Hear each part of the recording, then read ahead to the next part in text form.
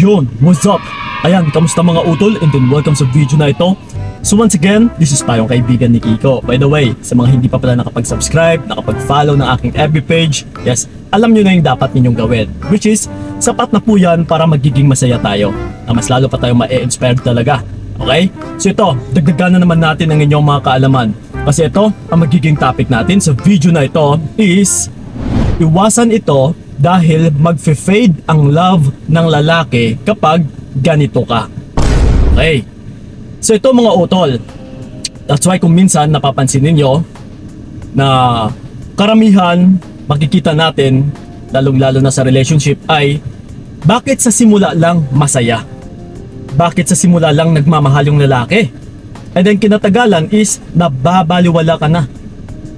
Which is, ito ha, sa mga babanggitin ko dito na for sure naggagawa mo kasi yung bagay na ito. That's why nagfe-fade out yung love ng lalaki. Na ito yung kahahantungan na mas lalo ka na niyang ina-etsopera, binabaliwala, na para ka ng basura, na parang wala ka ng kwenta pagdating sa kanya. Oh. So ito mga utol, dalawang bagay lang naman yung tatalakayan natin dito na dapat iwasan talaga ninyo. Na dito makikita ng lalaki na once na patay ka sa kanya, okay, ito na, binanggit na natin. Once kasi na maramdaman ng lalaki na patay ka sa kanya, ay talagang magfe-fade out yung love niya. Na mapapalitan ito na, which is, mas lalo kanyang aabusuhin. So pero ito, kailangan ninyong tandaan ito utol. Yung dalawang bagay na dapat ninyong iwasan. Yung pagiging clingy and needy. Sa pagiging clingy and needy ay dito ka rin talaga mababasa ng partner mong lalaki na patay ka sa kanya. Yung tipong pabebe ka, yung tipong kumukuha ka palagi ng pansin niya, yung tipong parang wala ka ng oras na nilalaan para sa sarili mo kundi puro siya at siya na lang. Yung tipong parang palagi ka na lang nangangailangan sa kanya, na parang sa kanya na lang din umiikot yung mundo mo. So yes utol, mababasa ka talaga ng partner mo na sobrang mahal na mahal mo siya. Again, di ba nasabi ko dati, lahat po ng sobra-sobra ay nakakasama. Kahit sa anong aspeto utol. Na mas lalo kang maaabuso. Na mas lalo siyang mang-aabuso.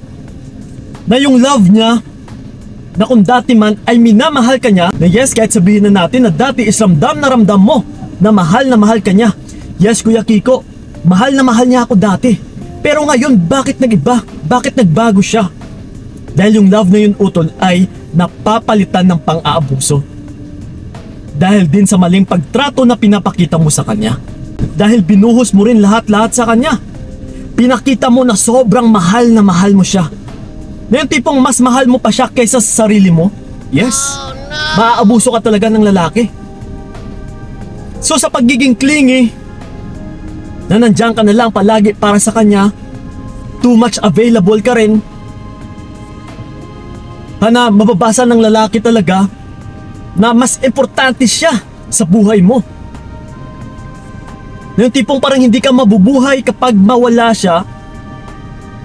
Once na mababasa na ito ng lalaki utol, patay kang bata ka. Natatatak talaga sa kanyang isipan na kahit ano yung gagawin niya is wala kang magagawa. Na oy, patay na patay yung babaeng ito sa akin. Mahal na mahal ako nun. Ipagmamalaki niya pa yun utol sa mga kaibigan niya. Naku, hayaan mo na yun. Patay na patay yan sa akin eh. Kahit ano mang gagawin ko, kahit mang bababae pa ako, ay hindi yun makakapalag sa akin. Ha? Konting panunuyo lang, konting pang-uuto lang is tatanggapin ako nun ulit. Dahil mahal na mahal ako nun. Yes. So iwasan mo po utol, bago pa humantong sa ganitong situation na maaabuso ka ng partner mo. Di ba kung minsan napapansin ninyo, simula nung nanligaw siya until na naging kayo na, which is sa early stage pa lang ng relationship ninyo, ay yes, pinapakita niya na mahal ka niya. Nandyan siya palagi para sa'yo. Napaka-importante mo pagdating sa kanya. Pero bakit ito nagbabago? Bakit ito nagwawala? Bakit ito nagfe-fade out? Which is validation utol na yung dahilan po dyan ay kung paano mo siya tinrato. Di ba kagaya lang din sa mga bata? Ito, nasabi ko na to dati. Na once na nagpapaabuso ka sa bata, binibigay mo lahat ng kailangan niya. Okay? Ini-spoiled mo siya. So ngayon, once na na-spoiled na, isa, konting pagtatanggi mo pa lang, or kahit babawalan mo siya, siya pa itong magagalit. Dahil doon mo siya sinanay eh. So ngayon yung kalalabasan is parang ikaw pa itong may mali. Na mas lalo ka na niyang aabusuhin. Diba may mga bata pa nga nasuwail, nananakit, sumisigaw, lalong-lalo na kapag hindi mabigay yung kagustuhan niya. So ganun din po yun sa relationship, utol. Na kung ano yung sinanay mo sa kanya, dahil pinaramdam mo sa partner mo na nandyan ka lang, na kahit anong magawa niyang kasalanan, na kahit anong mang mangyari is nandyan ka pa din, pinakita mo na mahal mo talaga siya, at talagang maaabuso ka. Binigyan mo siya ng kampante. Tinanggal mo yung takot niya na mawala ka. Na mas papasok sa isipan niya na ikaw pa itong may takot na mawala siya. Dahil sa actions na pinapakita mo. Dahil sa pagiging clingy and needy mo. Yung tipong nangangailangan ka talaga ng relationship. Yung tipong hindi ka mabubuhay kapag wala kang karelasyon or partner. Lalong-lalo na kapag sumasandal ka na lang sa kanya, nako. Isa din po yan na dahilan kung bakit naaabuso yung tao. Kapag pinaramdam mo talaga sa kanya, nasa kanya nakasalala yung buhay mo, nasa kanya nakadepende yung buhay mo, ay talagang maaabuso ka. Mag-fade yung love niya sa'yo. No, which is, siya mismo, kaming mga lalaki, ay magiging unaware kami dyan. Na uy, bakit kaya biglang nawala na ako ng pagmamahal sa babaeng ito? Yes! Na siya mismo or kami mismo ay magugulat or magtataka.